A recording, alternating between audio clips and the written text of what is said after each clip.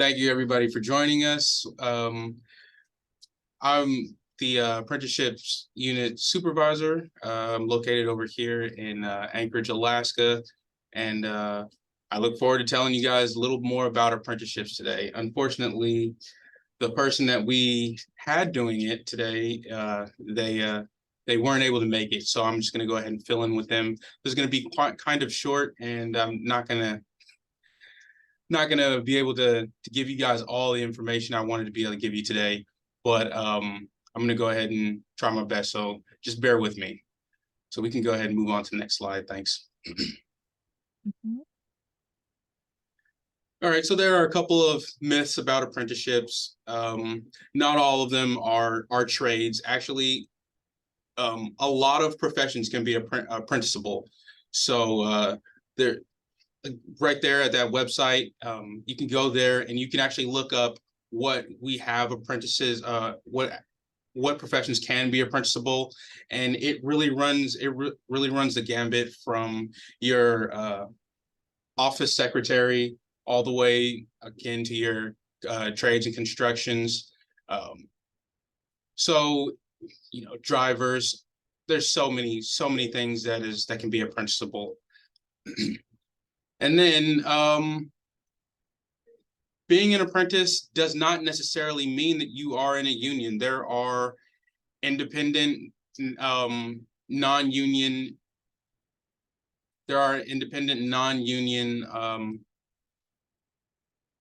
non-joint apprenticeship programs that you can go ahead and join.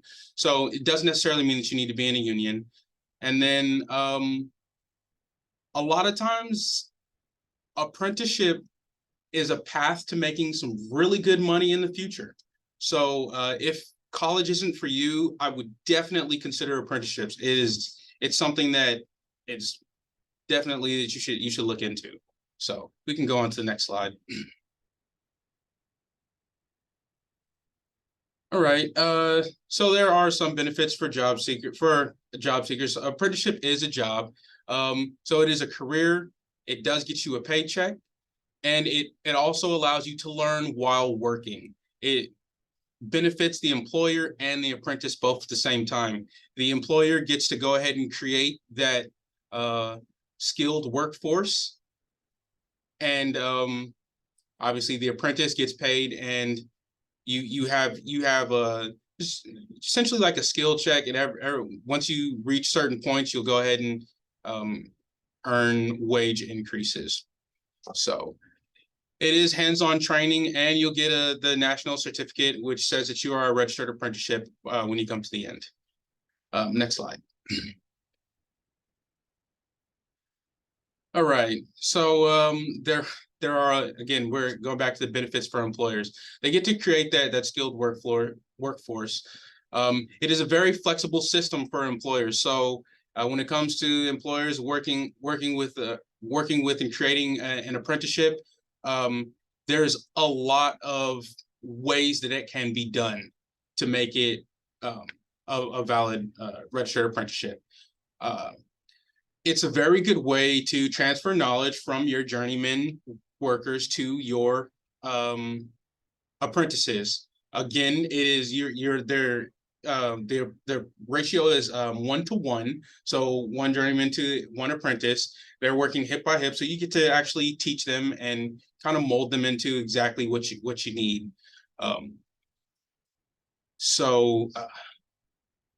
You end up having a lower cost of recruitments, just simply from the fact that you don't have to recruit as many times. Most of the time in apprentices stay at their workplace, so there's not quite as much of the revolving door effect. So that helps out a lot. It definitely gives some stability to your workplace. We'll go ahead and go on to the next slide.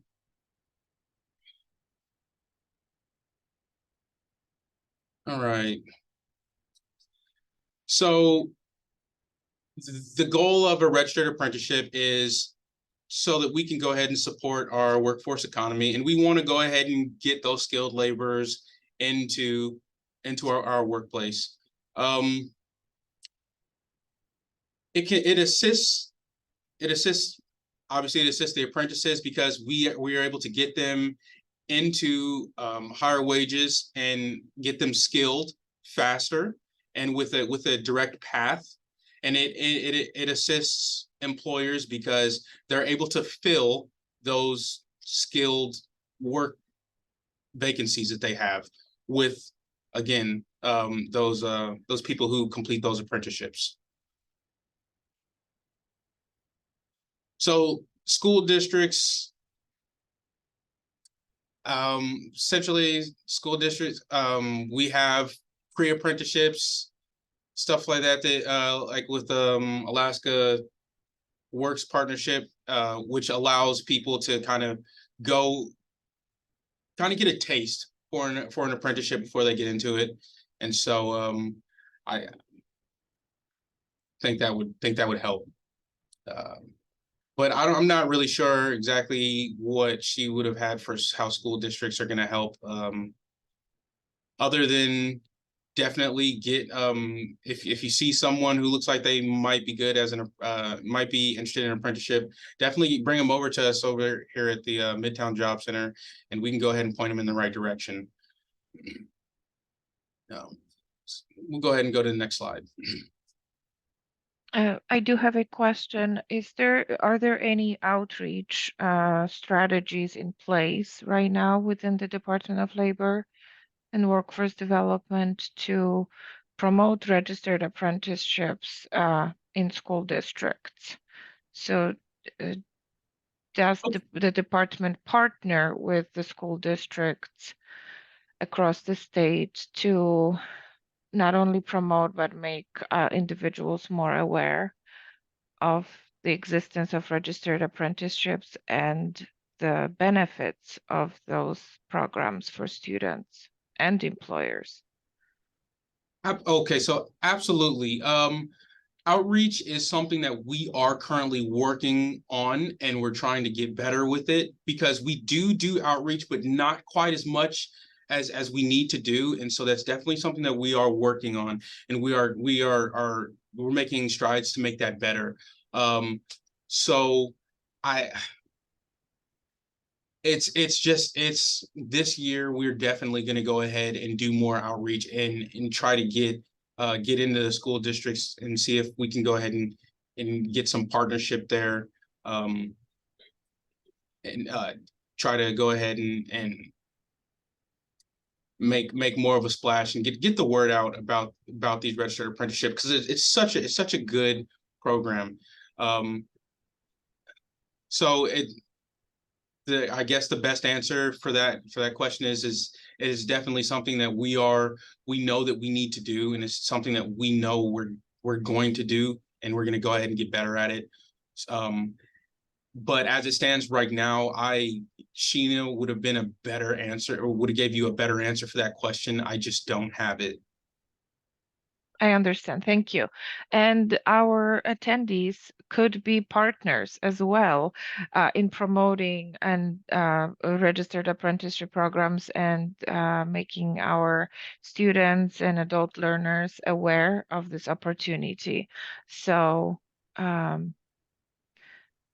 this particular training today, this session is also the opportunity for outreach and promotion of registered apprenticeship programs. Thank you. I will go on to the next slide. Okay, so our minimum age for apprenticeship is 16, barring having to have an 18-year-old minimum in order to do the job. All right, so it again, it really depends on the actual apprenticeship. U.S. citizenship, the ability to satisfy the sponsor's minimum requirements, again, with your education, physical ability, background checks, drug testing. So that particular check is dependent on the apprenticeship. And then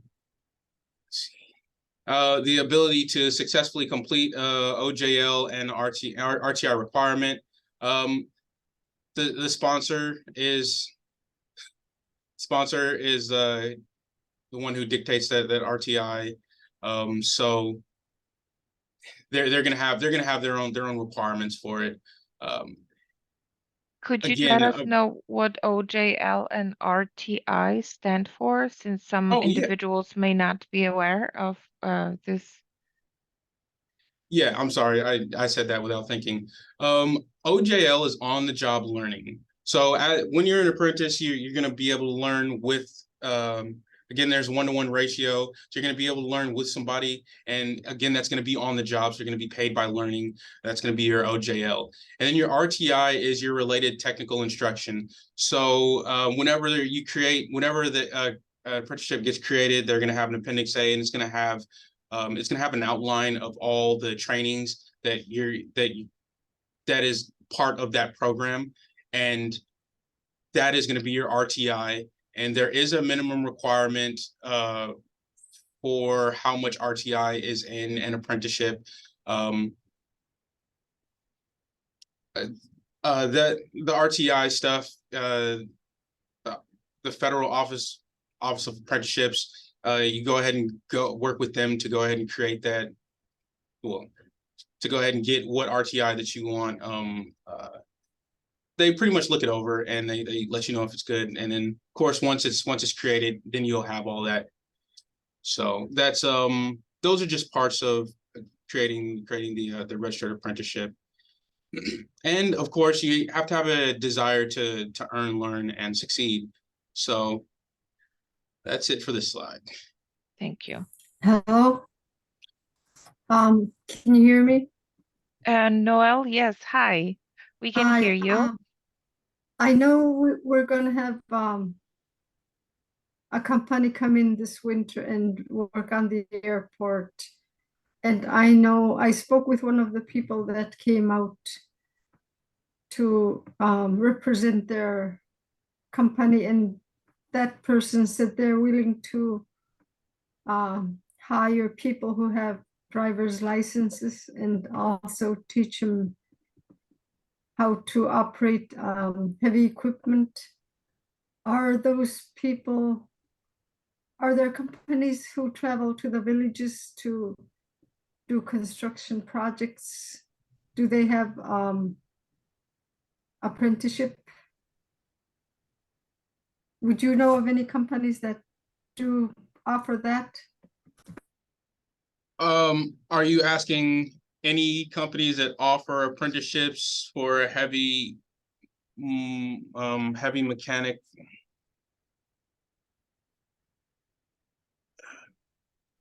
Yeah, heavy mechanics in the villages? They like drive heavy equipment, trucks and stuff like that. How would we know if a company that's coming out provides apprenticeship training?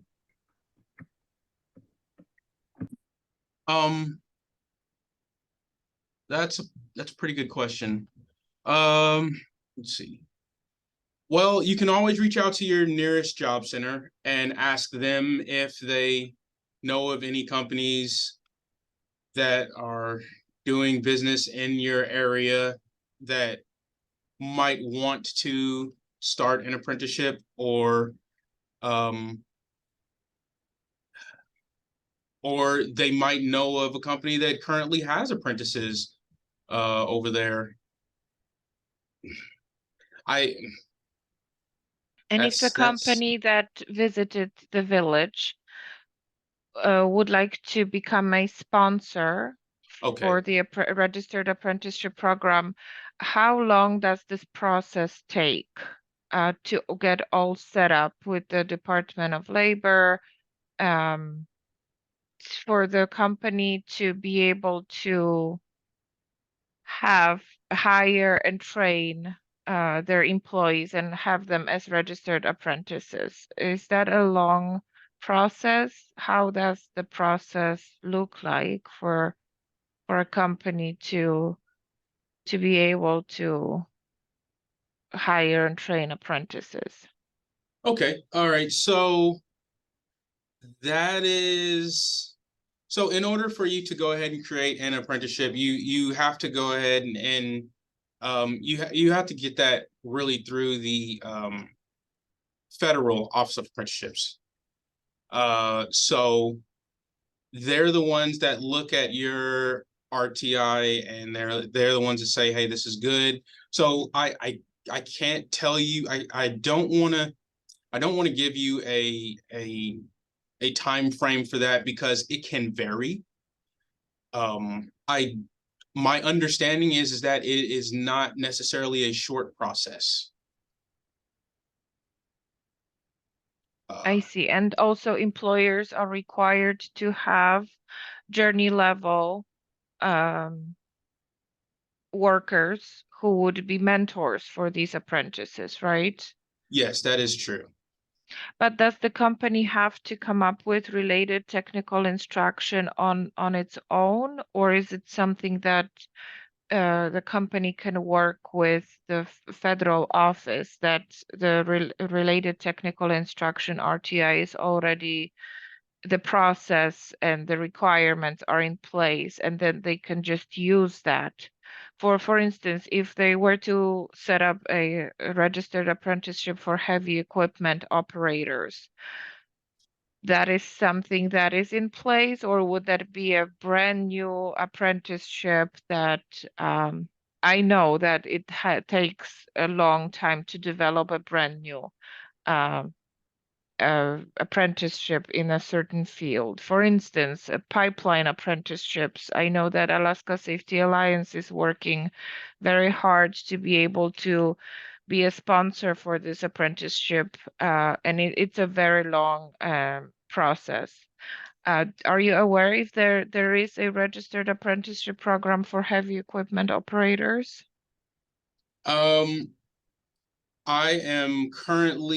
I have not had to do one.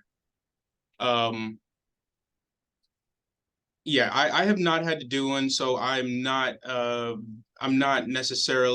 completely aware, but I believe on our first slide it had a link to on the first slide it had a link to a registered apprenticeship website, and I'm pretty sure you can.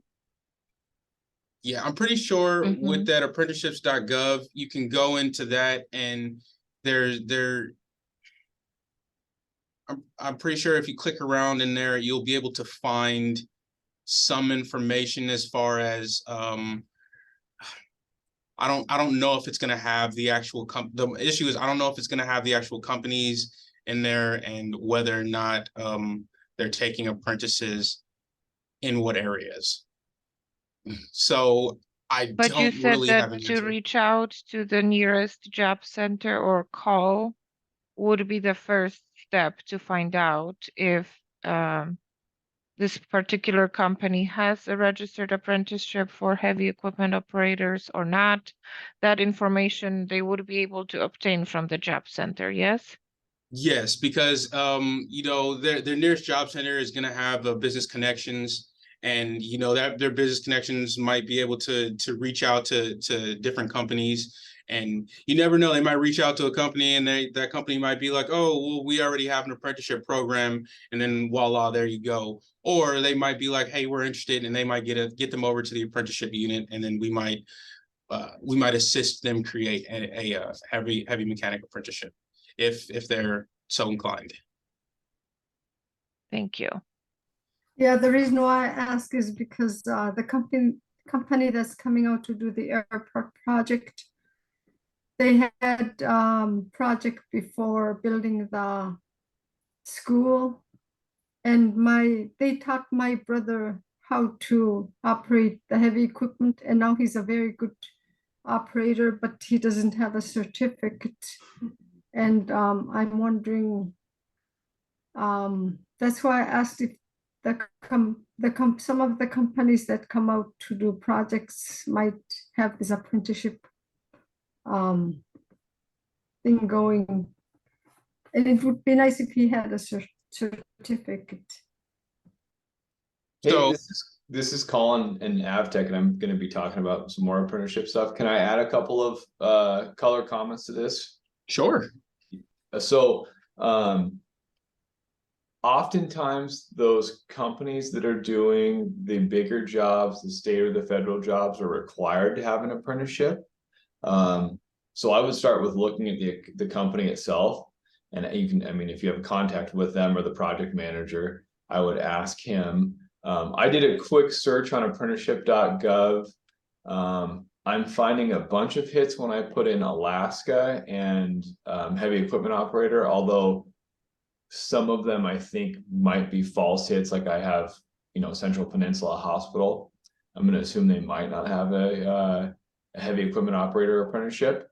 But like you guys were talking about, the alaska.gov is a good way to go, or excuse me, apprenticeship.gov is a good way to go find apprenticeships that are available if anyone wants to start one. But I would start with that employer. I would imagine they probably have a requirement to have some level of apprenticeship as part of their bid process.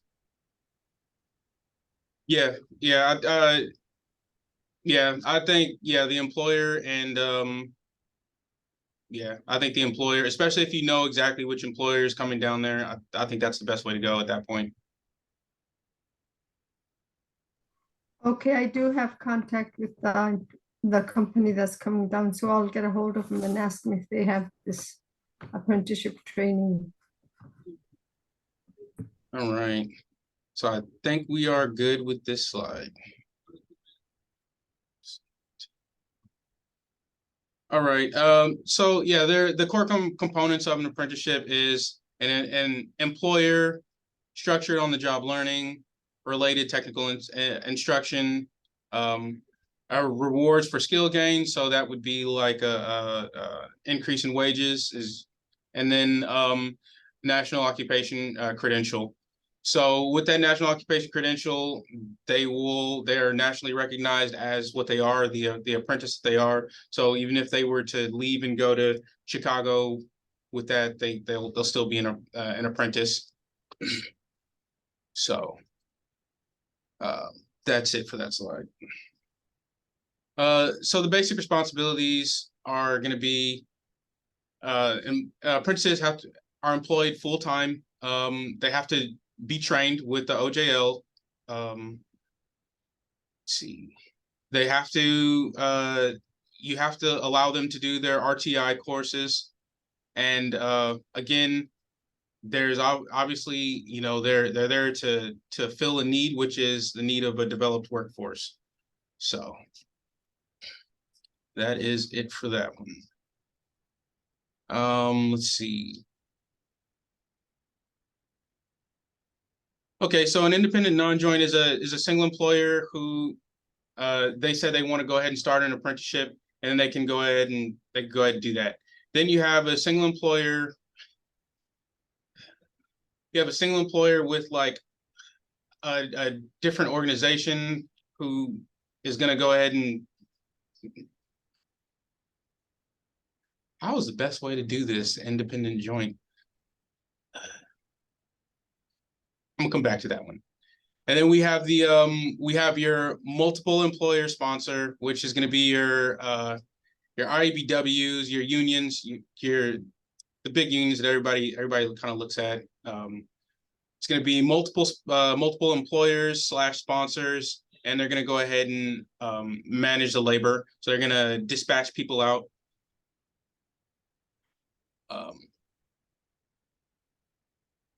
Then you have your multiple employer sponsor with the no labor management. So these are a bunch of people who have decided that these are going to be the standards for the apprenticeship.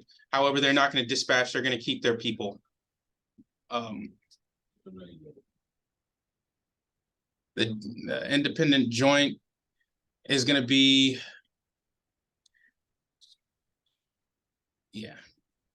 pretty sure that's going to be a single employer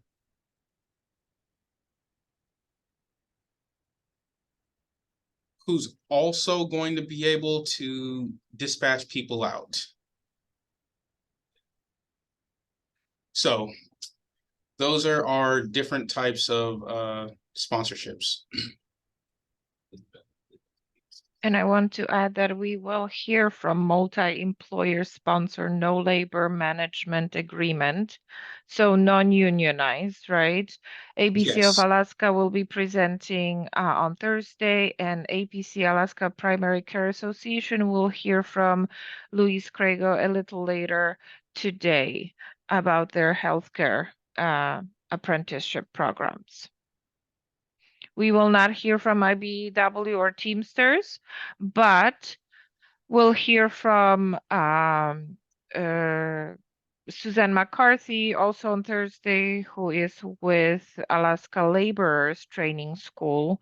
And we'll hear from Alaska Works Partnership after Colin today. And Nicole will talk to us about multi-employer sponsored labor management agreement.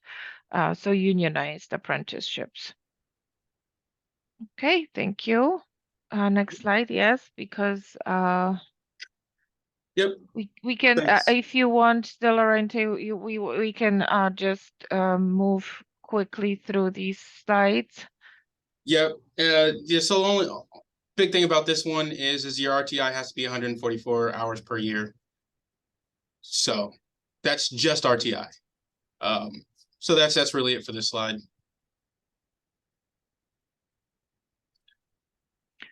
And also that it can be delivered virtually or in a classroom setting, right? This is pretty important for those who may not have the time to attend classroom related technical instruction, that some courses are delivered online. Yeah, so yeah, courses can be delivered online if you don't have that capability. And then if their class is elsewhere, you could always reach out to the job center and see about us being able to facilitate the travel elsewhere. Oh, wonderful. Thank you. Okay. So these are specific apprenticeships. So specifically in Alaska, these are just some of the apprenticeships that we have, some of the healthcare occupations. So we'll go ahead And and go to some the of next. them are under Alaska Primary Care Association as the sponsor, right? And some of them are single employer, no labor agreement or labor management agreement, right? Yeah, so some so these are just these are just the apprenticeships, and some you might run into some nursing assistant programs that are going to be joint. There might be one that's non-joint. So they're just a plethora of them. They kind of run the gambit. I have So a question. So imagine that I have no experience, because that's also something that should be underlined, that to become a registered apprentice, their students or adults do not have to have any prior experience in a particular occupation, correct? that's absolutely correct. So for instance, but I am looking into options, into healthcare occupations in Alaska. So I visit, where do I go if I want to, I've heard of registered apprenticeship programs and I'm interested, I would like to become an apprentice. What is the process for that? I'm thinking about maybe I could be a medical assistant or nurse assistant or medical biller or coder. So what's the process for that? Do I just go to the job center and uh, rely on assistance from the Division of Employment and Training Services within the Department of Labor? Well, that's one. Yeah, well, that's one option. Again, we can go ahead and you can go ahead and go to that first link and look at different apprentices that are in the area. That of course that's if the employer chooses to. So it's my understanding that the employer can choose not to be on there. So there might be companies that might have apprenticeship programs that they're just not advertising. And then of course you can always just ask the company if they ask a company that you might be looking at if they have an apprenticeship program, a registered apprenticeship program. Do job centers have a list of employers who look for and hire apprentices who have registered apprenticeship programs in place? We do not have a list of them. It's So the business connections, right? That particular division. they can reach out to companies and ask them if they have any employment opportunities available. And if they say they do, they could be like, hey, well, do you guys also have an apprenticeship? And then kind of would move organically from there. If they did, then great. Hey, we got somebody for you. Or if not, then we can talk about if they're interested, setting one up, starting to set one up. I see. So in other words, those who look into becoming registered apprentices have options. They can either do their own research, look for companies, as you said, if they are listed, or turn into the job center for assistance. Yes. Okay, And then thank you. we do, again, we have the apprenticeship unit over here. So if you're looking at one that's going to be a common one, the one that we work with all the time, say for instance like electric, and you don't necessarily know where to go, then we'd definitely be able to point you in the right direction. We could tell you the address because we work with them all the time. Thank you. So here are some more apprenticeships. Well, apprenticeable occupations, I think, is the best way to say that. And then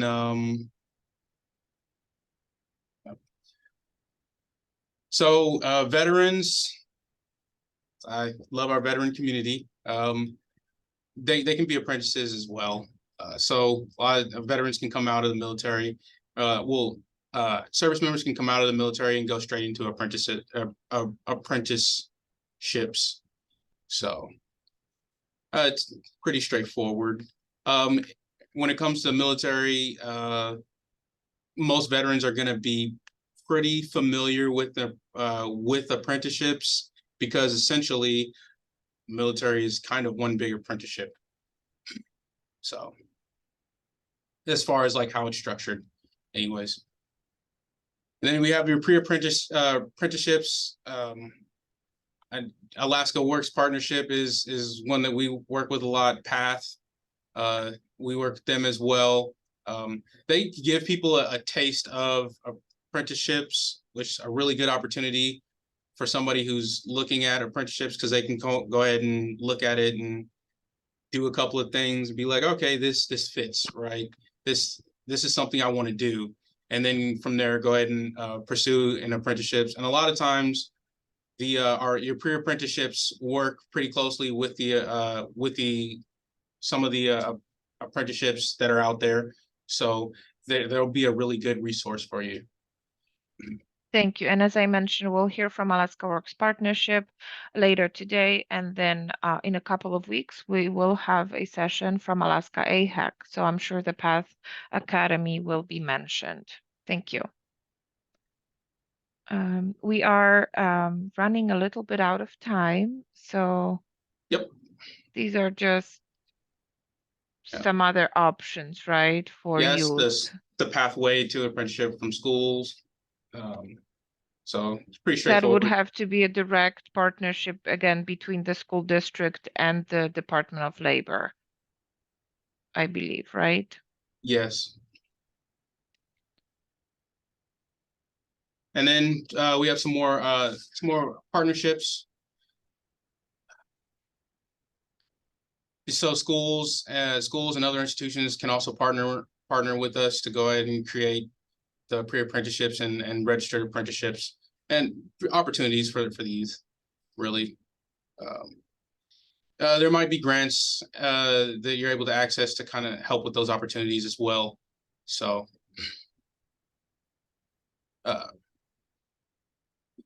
getting into the funding, yeah, there's grants there that would help with creating those opportunities. When it comes to the actual apprentices, if you find someone that has, if you create an apprenticeship, a registered apprenticeship, or you have the apprentices, you can always go ahead and look for reach out to the job centers for some supportive services and help with paying for their RTI tools and supplies if that's needed. Again, there's also a mentorship program where we reimburse the sponsor of an extraordinary cost of mentorship. So that's also there as an option as well. So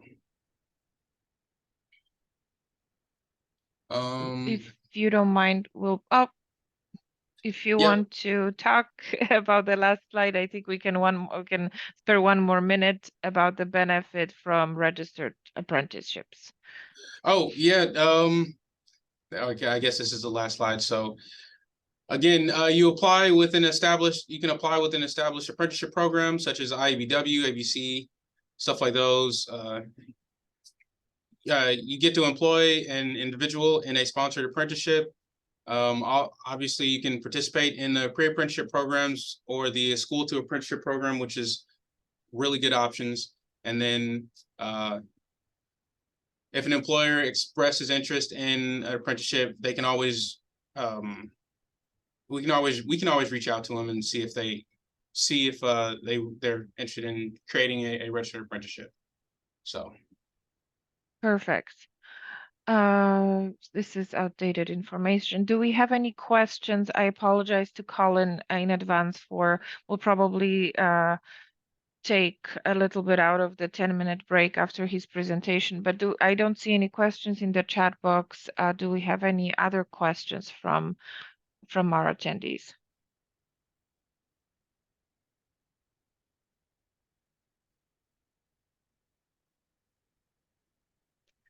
If there are no questions, thank you so much. I appreciate your patience, and I appreciate De Laurentiis stepping in to fill the Sheena's shoes today since she wasn't able to join. Thank you. I am very grateful for your time, De Laurentiis, today. Thank you so much for joining us. well, thanks for having me, guys. Thank you. So with that, I am done.